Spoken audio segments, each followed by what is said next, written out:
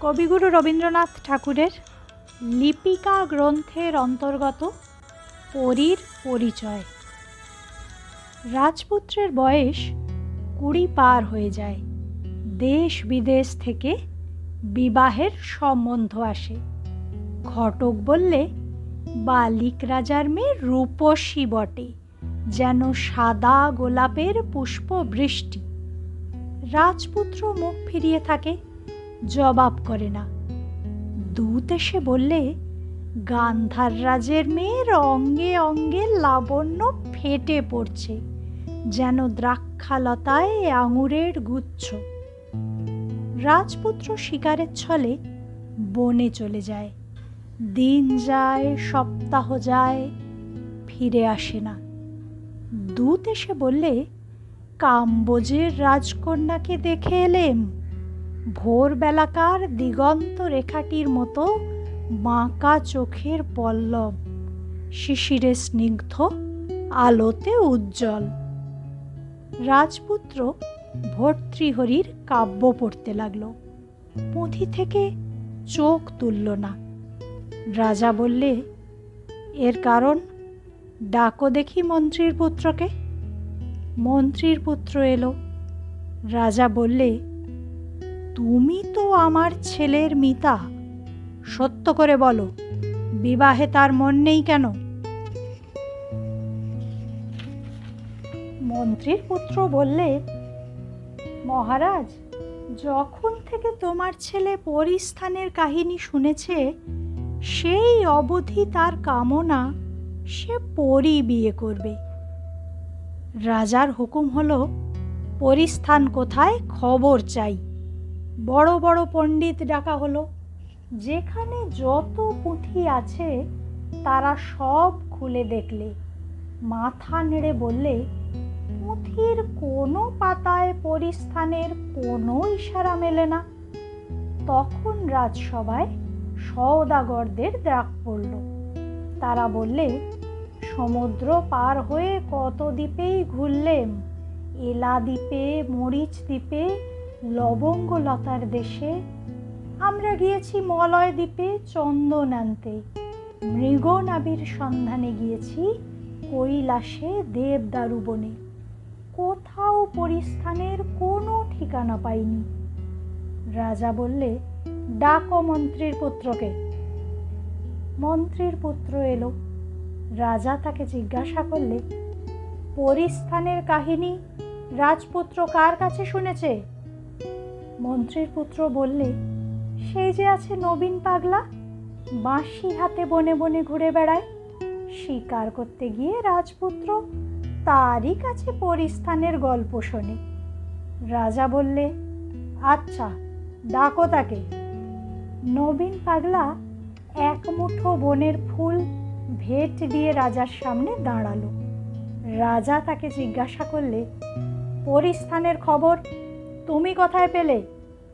সে বললে সেখানে তো আমার সদাই যাওয়া আসা। রাজা জিজ্ঞাসা করলে কোথায় সে জায়গা? পাগলা বললে তোমার রাজ্যের সীমানায়, চিত্রগিরি পাহাড়ের তলে, কাম্যক সরোবরের ধারে। রাজা জিজ্ঞাসা করলে সেইখানে পরী দেখা যায়?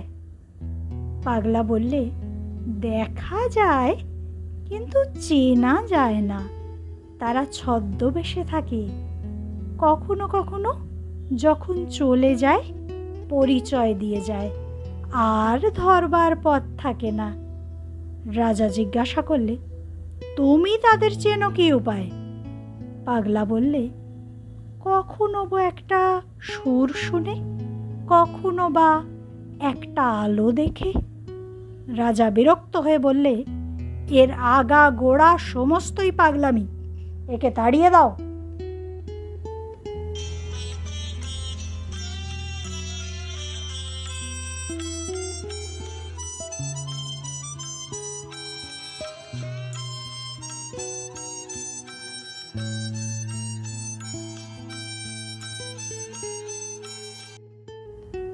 পাগলার কথা রাজপুত্রের মনে গিয়ে বাজল।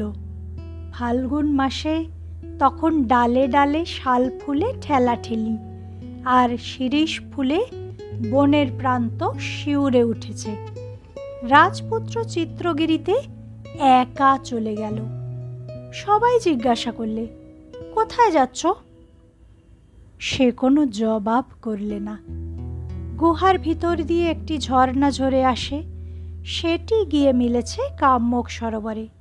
গ্রামের লোকে তাকে বলে উদাস ঝরা। সেই ঝর্ণাতলায় একটি পোড়ো মন্দিরে রাজপুত্র বাসা নিলে। 1 মাস কেটে গেল। গাছে গাছে যে কচি পাতা উঠেছিল তাদের রং ঘন হয়ে আসে, আর ঝরা ফুলে বনপথ ছেয়ে যায়। এমন সময় একদিন ভোরের স্বপ্নে রাজপুত্রের কানে একটি বাঁশির সুর এলো। জেগে উঠেই রাজপুত্র বললে, আজ পাবো দেখা।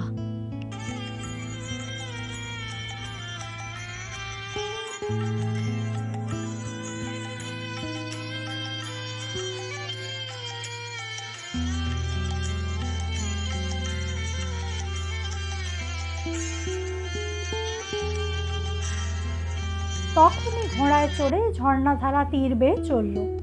পৌঁছল কাম্যক সরোবরের ধারে। দেখে সেখানে পাহাড়েদের এক মেয়ে পদ্মবনের ধারে বসে আছে। ঘোড়ায় তার জল ভরা, কিন্তু ঘাটের থেকে সে ওঠে না। কালো মেয়ে, কানের উপর কালো চুলে একটি শিরীষ ফুল পড়েছে। গোধূলিতে যেন প্রথম তারা। রাজপুত্র ঘোড়া থেকে নেমে তাকে বললে, তোমার ওই কানের শিরীষ ফুলটি আমাকে দেবে? যে হরিণী ভয় জানে না, এ বুঝি সেই হরিণী। ঘাড় বেঁকিয়ে সে একবার রাজপুত্রের মুখের দিকে চেয়ে দেখলে।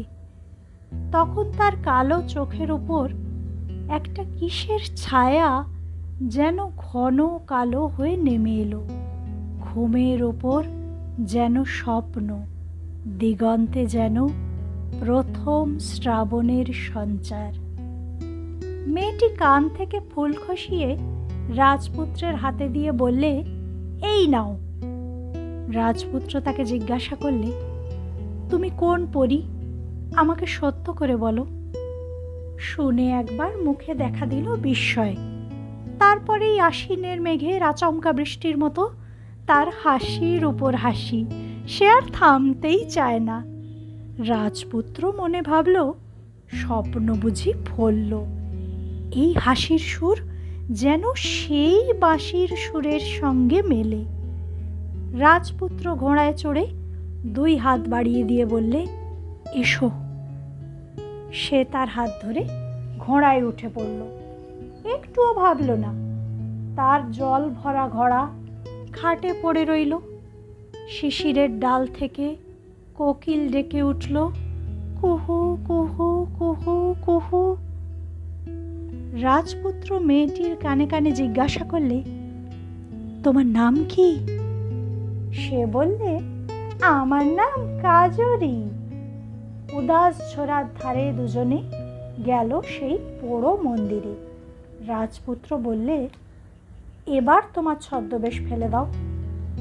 সে বললে, আমরা বনের মেয়ে, আমরা তো ছদ্মবেশ জানি নে। রাজপুত্র বললে, আমি যে তোমার পরীর মূর্তি দেখতে চাই। পরীর মূর্তি? আবার সেই হাসির উপর হাসি। রাজপুত্র ভাবলে, এর হাসির সুর এই ঝর্ণার সুরের সঙ্গে মেলে। এ আমার ঝর্ণার পরী।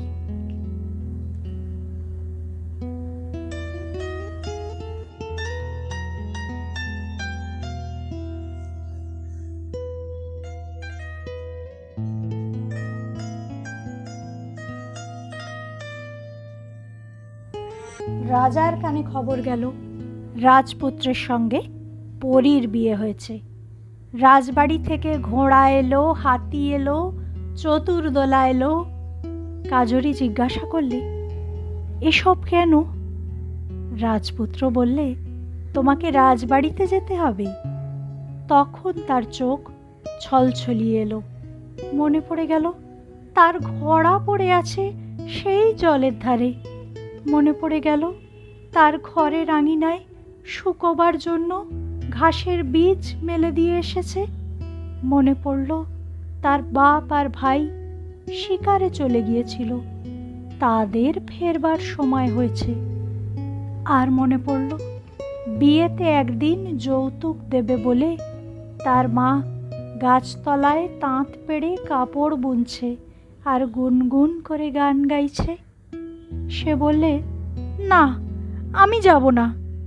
কিন্তু ঢাক ঢোল বেজে উঠল, বাজলো কাঁসি বাঁশি দামামা, ওর কথা শোনা গেল না।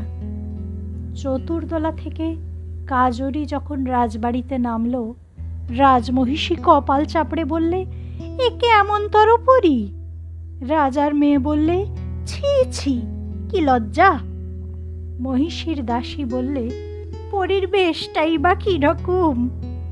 রাজপুত্র বললে, চুপ করো, তোমাদের ঘরে পরী ছদ্মবেশে এসেছে।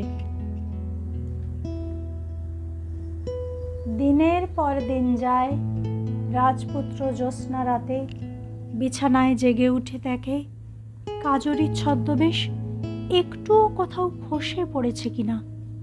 দেখে যে কালো মেয়ের কালো চুল এলিয়ে গেছে, আর তার দেহখানি যেন কালো পাথরে নিখুঁত করে খোদা একটি প্রতিমা। রাজপুত্র চুপ করে বসে ভাবে, পরী কোথায় লুকিয়ে রইল শেষ রাতে অন্ধকারের আড়ালে উষার মতো। রাজপুত্র ঘরের লোকের কাছে লজ্জা পেলে।